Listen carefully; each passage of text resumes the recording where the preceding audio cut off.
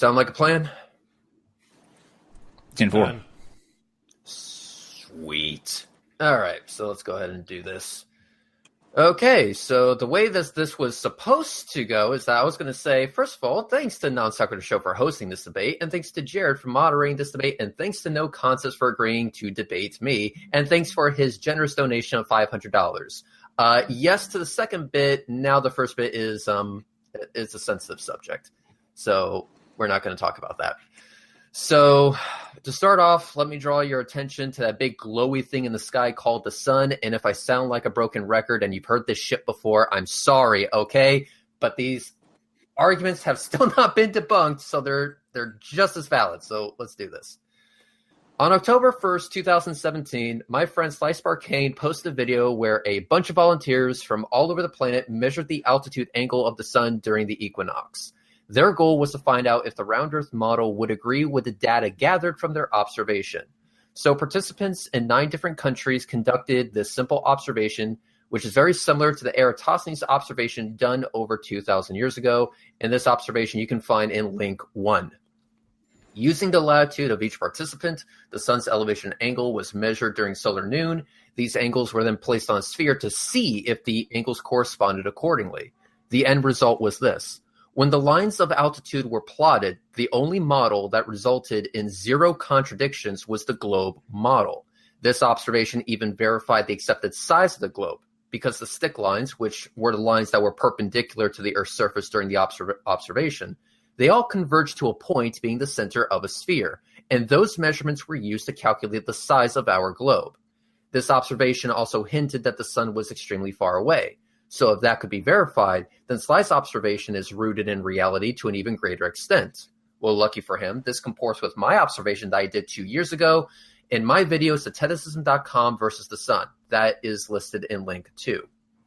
The sun has a known angular size of around 0.53 degrees as seen from Earth, with not enough fluctuation in that value to help the flat earthers.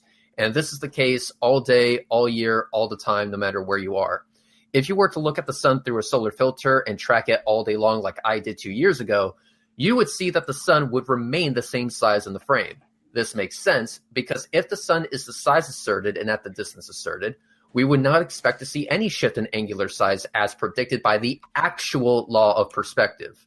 That law of perspective is alpha equals 2 times the arctan of g over 2r. And so if you wish to learn how one would find the exact distance to the sun, there's a video on my channel that educates Jeranism on the methodology that will be listed in link 3 down below. But the exact value is not really important here, so we'll move on. So observations done in reality confirm what we would expect to see from a distant sun. And that distant sun comports with the observations done by Sly and his volunteers, showing the size and shape of our Earth. But let's not limit ourselves to just the sun. Let's take the entire sky into account, because also how you observe above your head can tell you a lot about what is under your feet. How to do this? Simple. An equatorial mount is a mount for telescopes and cameras that compensate for the Earth's rotation relative to the sky. It works by having one rotational axis parallel to the Earth's axis. The advantage of an equatorial mount lies in its ability to allow the instrument attached to it to stay fixed on any celestial object while only rotating one axis at a constant speed. This mount works so well that it's used by astrophotographers because it corrects for field rotation, which is a huge benefit because field rotation will ruin any long exposure shot. But the most beautiful thing about the EQ mount, at least to me, is that it works, and the implications are massive. When trying to model an EQ mount working as it does in reality, it must be placed on the surface of a sphere, link 4. When we modeled it to comport with what was actually observed, as in the EQ mount working, the only model that again resulted in 0 contradictions was the round Earth model. To make matters worse, or better, depending on which side of the debate you're on, it also verifies the size of our spherical Earth. Because if you were at the North Celestial Pole, the axis of your mount would have to be pointing straight up. Move to the equator, the axis would have to be turned by 90 degrees in order for the EQ mount to make those epic observations again.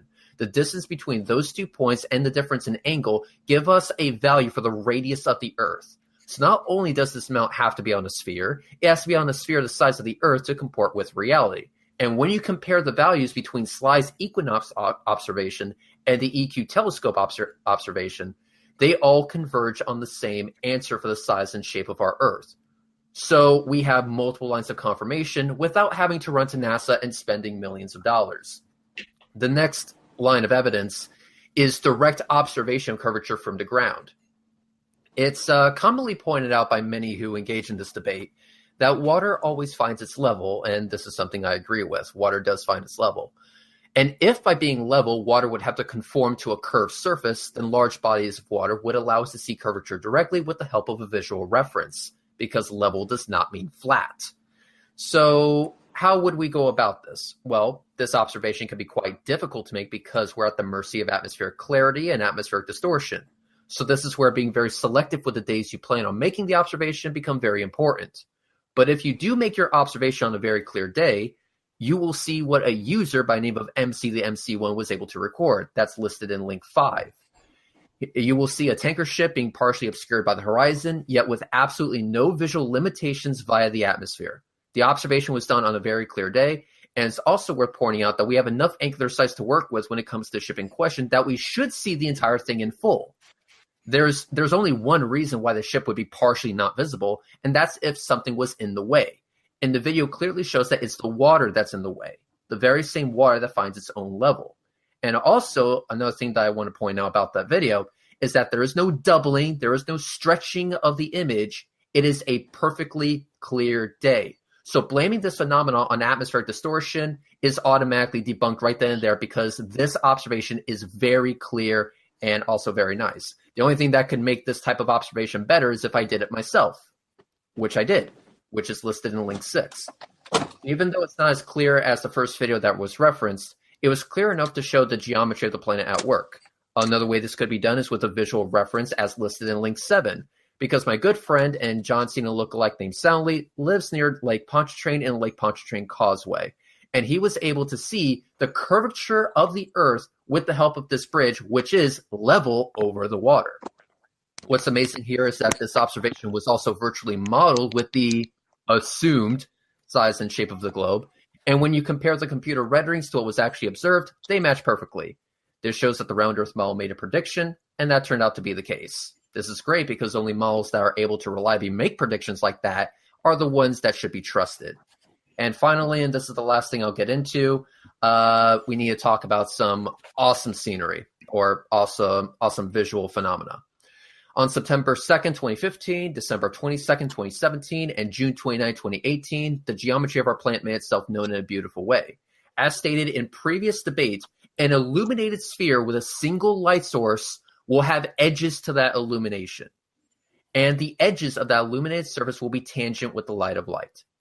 This also means that just before dawn and just after dusk, light would actually be heading upwards and away from the surface relative to your location.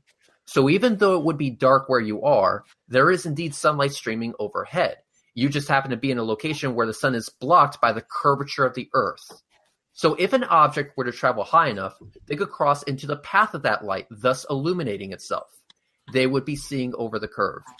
This is what is predicted by the round Earth model, but has it been verified to be the case? Well, listed in link 8 and link 9, you will see the dates of rocket launches. And these engineering examples of pure badassery have the capability of reaching the altitudes needed. And as you can see in the links provided, the illumination that was predicted by the round Earth model is exactly what we got. We'll stick with these for now. So, Travis, I hand it off to you. And before you go, Travis, let me just say, Scotty Storm, I got your email and I sent you the link. So if you're watching, it's in your email. That'll bring you in. Okay. All right. So you want me to jump in? Yep. Now it's. First of all, do I sound okay? I had to take my microphone out to charge my phone while I'm talking. Sounds good. fine. Okay. Okay. Mm-hmm. Okay. Well, first of all, Kyle, thanks for contacting me. I appreciate it. And I'm talking to Reds, right? Reds Rhetoric. Yep. All right. Very nice to make your acquaintance. I appreciate it. to be perfectly honest, I am not going to say anything that you haven't already heard, and I'm probably not even going to be able to say it as eloquently as others who have come before me.